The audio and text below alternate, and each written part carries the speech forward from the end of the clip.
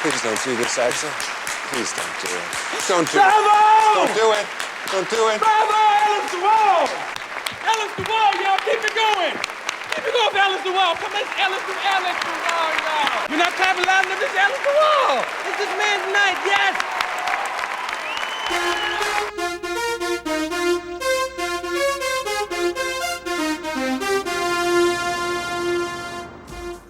What is going on, guys? Welcome back to Cinematic Central. It's your buddy Chris here. So with the release of Beverly Hills Cop Axel F, which we're getting on Netflix in a couple of days, today I want to talk about what I call the black sheep of the franchise, Beverly Hills Cop 3. Now, I love the first two movies. I'm going to do a ranking of the entire franchise after the release of Beverly Hills Cop 4, along with my review for that as well. So I'll talk more about the first two in that ranking. But today I want to talk about the third entry, which I definitely would call the weakest of the franchise. I definitely see the criticisms, and I totally get it.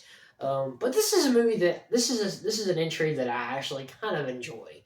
I find kind of entertaining to a point, and I'm going to get into that. I'm going to get into why, as I'm going to get into exactly what I see as the negatives and why I understand the criticism that this movie gets. Beverly Hills Cop 3 sees the return, of course, of Eddie Murphy after like 7 years, because this came out in '94. And you have Eddie Murphy, you have Axel Foley now, who basically is trying to bust this chop shop operation. And his boss shows up. He winds up getting shot and killed. And so he basically follows them to back to Los Angeles, and discovers that this same guy that's like the head of security of this amusement park called Wonderworld is running this counterfeit ring. And so he teams up with the local police once again, kind of as like in the original. You have the return of Billy Rosewood, played by Judge Reinhold, and you also have a new character, which is kind of the replacement of John Taggart, which in John Flint, played by Hector Elizondo. Track this guy because he swears up and down that this is the same guy that's the head of security, that's like this humanitarian for Los Angeles, and the head of this theme park. He basically tries to infiltrate the theme park and try to get to him and try to bring his boss's killer to justice. So this is a movie that I watched for the first time when I was like really young. I saw it on TV, and this is the first I actually saw this one in its entirety before I saw the first two movies. And I had seen like bits and pieces of the first two, but I actually watched this one when it came on USA in the early 2000s.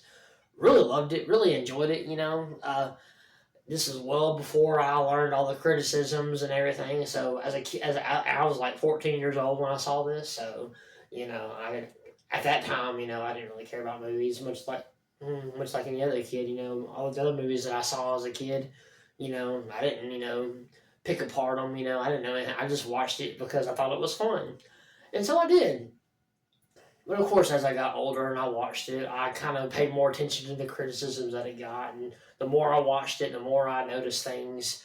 And yeah, it's definitely my enjoyment level of it from when I was a kid has gone down quite a bit.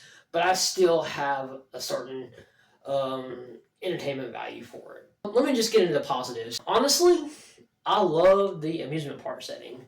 I think having it set in an amusement park, this Wonderworld theme park, it kind of is a contrasting element to what's actually going on, as far as like the criminal aspect of it, when you have this area that's supposed to be this family place, these people that go to this theme park not knowing, hey, you got this bad guy, this bad guy is supposed to be the head of security, he's supposed to protect everybody, is actually a pretty bad person, pretty bad guy. They are running a counterfeit ring, so I like the third act, whenever everything that goes down in the theme park. I'm glad they chose to end things in the theme park, so it has that same kind of suspense. It's sort of it has some of the same tension in here, even though as a whole the whole thing is kind of like a video game. It feels very cartoonish and video gamey, but it's still kind of entertaining. So I like it.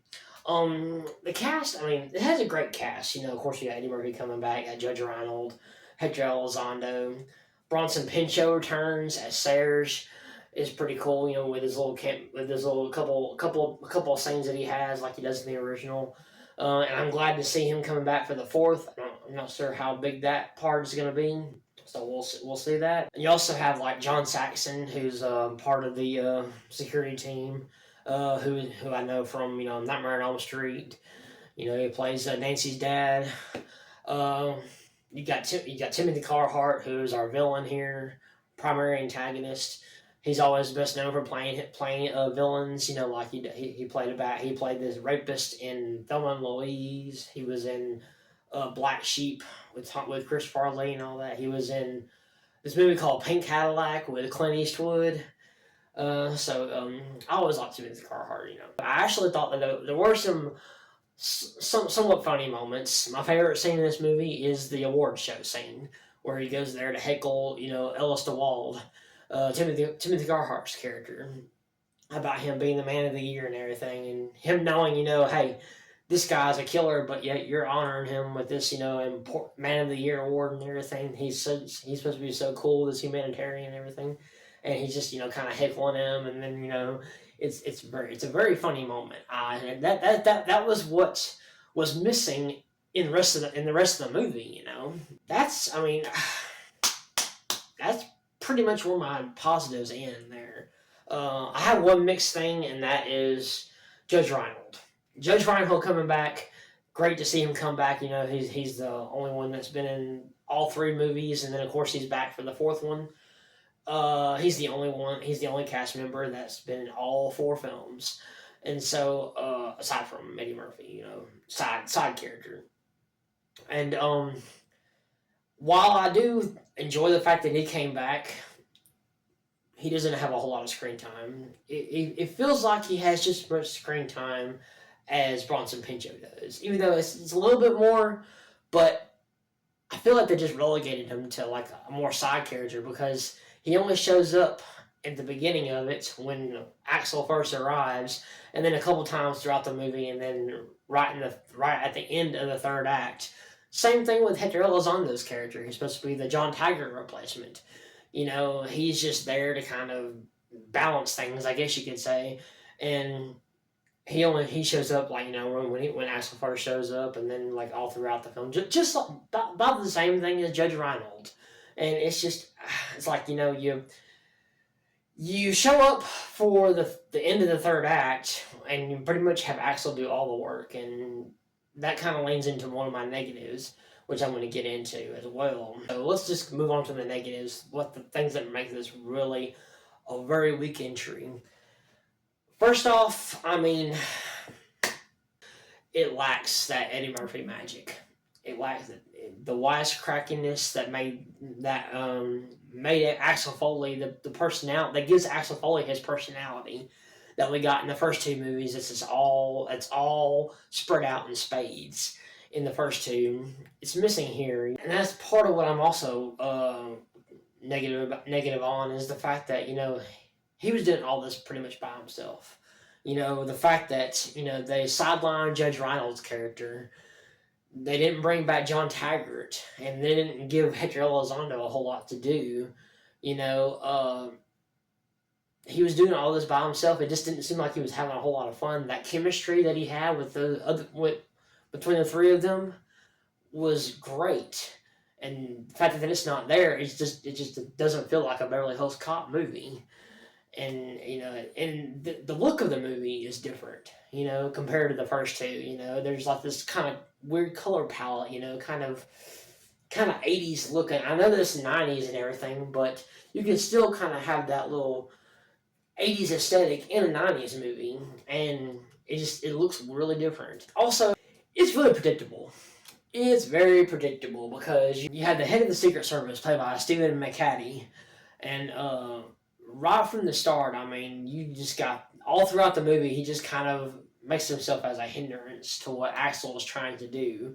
And so Axel was trying to, find this guy, but McHattie's character is always trying to, Steve Fulbright He's always trying to tell him, you know, we got this. This is our, you know, this is our deal. We're handling it. You need to go home. And so every time he keeps trying to do it, of course, Axel's not going to listen because he knows what he's doing. He knows what he's looking for. And so that I tell you something. The fact that he's trying to get rid of him, he's going to be one of them. And when that reveal happens, when that reveal that he's in on it, I mean, it's like, yeah, we knew you're a part of it. So what the fuck, you know? It is very satisfying though, in the final little confrontation between Axel and Dewald on the little roller coaster car, you know. And so it's kind of cool. So and finally, the movie just goes in a more serious direction, has a more serious tone. It lacks that comedic touch that gave the first two movies, that made the first two movies the great classics they are today. And so, yeah, even 30 years later, this movie just feels a lot more kind of serious because of its, you know, the whole thing with Axel trying to get revenge on his bosses, on his bosses. Well, you know, it was the same thing with the first movie, and somewhat with the second one too. He still managed to kind of make it, lighten it a little bit. Here, it's just, you know, more heavy-handed on the serious stuff. So, but overall, I mean, I found Beverly Hills Cop 3 to be entertaining enough. Yeah, it's just not as much fun as the first two movies. But like I said, I still enjoy it, you know, for what it is. It's entertaining enough. I give Beverly Hills Cop 3 a 5 out of 10 just because it is. I find a little bit to enjoy about it.